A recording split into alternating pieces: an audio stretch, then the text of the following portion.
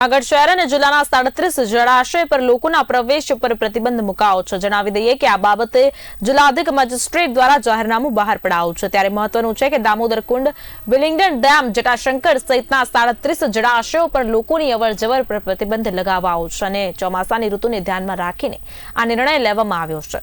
જાહેરનામા મુજબ 5 ઓગસ્ટથી 3 ઓક્ટોબર સુધી પ્રતિબંધ મુકાયું છે। ત્યારે દામોદર કુંડમાં લોકોની અવરજવર પર પ્રતિબંધ મુકાતા શ્રદ્ધાળુઓમાં રોષની લાગણી જોવા મળી રહી છે। સાથે જ અધિક કલેક્ટર દ્વારા દામોદર કુંડનું જાહેરનામું રદ કરવામાં નહીં આવે તો ઉગ્ર આંદોલનની ચીમકી પણ ઉચ્ચારવામાં આવી છે। આજે એક દુઃખ સાથે એક વેદના વ્યક્ત કરું છું કે ગઈકાલે વહીવટી તંત્ર દ્વારા એક આદેશ બહાર પાડવામાં આવ્યો કે એમાં જળાશયો ઉપર પ્રતિબંધ, એમાં દામોદર કુંડનો પણ સમાવેશ કરવામાં આવ્યો છે। દુઃખની વસ્તુ એ છે કે જળાશયોમાં દામોદર કુંડને ગણી ન શકાય। આ છે તીર્થ ક્ષેત્ર છે, એટલે તીર્થ ક્ષેત્રનો મહિમા અલગ હોય। એમાં ખાસ કરીને શ્રાવણ ભાદર, આમ તો દામોદર કુંડનું મહત્વ 12 માસ હોય છે, છતાં આ જે મહિનાઓ છે શ્રાવણ ભાદરો, એમાં વિશેષ સંખ્યામાં ભાવિકો આ તીર્થે ઉમટી પડતા હોય। વહીવટી તંત્રે કંઈ પણ જાણ્યા વજાણ્યા વગર, કંઈ પણ પૂછ્યા વગર, કોઈની સલાહ સૂચન કર્યા વગર જે કંઈ નિર્ણય લીધો છે એ દુઃખદ છે। ને હમણાં એક થોડા દિવસોથી દામોદર કુંડ માટે એક ટ્રેન્ડ બન્યો છે કે લોકો જેને મન આવે વિડીયો ઉતારી આની ટીકા।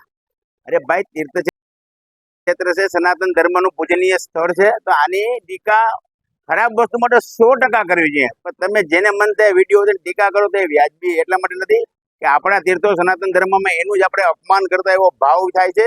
જાહેરનામું બહાર પાડવામાં આવેલું છે, એ તંત્રએ જોયા વિચાર્યા વગર સીધા જાહેરનામું બહાર પાડી દેવામાં આવેલું છે।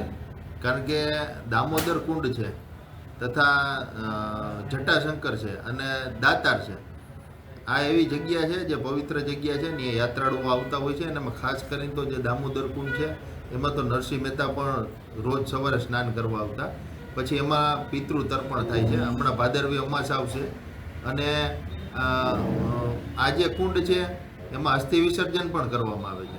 તો શું તંત્ર આ બધાને રોકશે? તંત્ર કોઈ વિચાર્યા વગર સીધું જાહેરનામું બહાર પાડી દે એ જરાય પણ દામોદર કુંડમાં જે પ્રતિબંધ કાઢેલો છે એ હટાવવો જોઈએ, કેમ કે બધાના પિતૃ તર્પણ અહીંયા થાય છે। એટલા માટે દામોદર કુંડ આસ્થાનું જે પ્રતીક છે ત્યાં મેન અહીંયાથી જ અસ્થિ પધરાવવાનું, આજુબાજુના ગામનું બધું અહીંયા જ છે, લાંબા રૂટ ઉપર જઈ ન શકે, એટલે અહીંયા પ્રતિબંધ હોવો ન જોઈએ। આપણે જુનાગઢની અંદર 37 સ્થળો છે ત્યાં જાહેરનામું આપેલું છે, લોકોને જવા પર પ્રતિબંધ છે। યોગ્ય નિર્ણય હશે, લોકોના હિત માટે હશે સરકારશ્રી દ્વારા, પણ આ નિર્ણયને ક્યાંક અંશે માં પરિવર્તનની જરૂર છે। કારણ કે પહેલા તો અત્યારે એટલો બધો પ્રવાહ કે વરસાદ નથી કે તેની અંદર કોઈ તકલીફ પડે। બીજા નંબરની અંદર કે અત્યારના જાહેરનામાની અંદર જ્યારે કોઈ સમયે વરસાદ આવે તો એવા વરસાદના સમયના માહોલની અંદર પોલીસ સ્ટાફ કે એના માટે રાખી શકે છે કે પ્રજા આવા સમયે ન આવે। અને બાકી શ્રાવણ માસ અત્યારે ધ્યાન અને ભક્તિનો મહિનો છે, તો લોકો પણ અત્યારે આવા સમયે તીર્થ સ્નાન કરવા આવતા હોય। ભાદરવો માસ આવશે, શ્રાદ્ધના દિવસો, પિતૃના તર્પણના દિવસો આવશે, તો લોકો શું કરશે?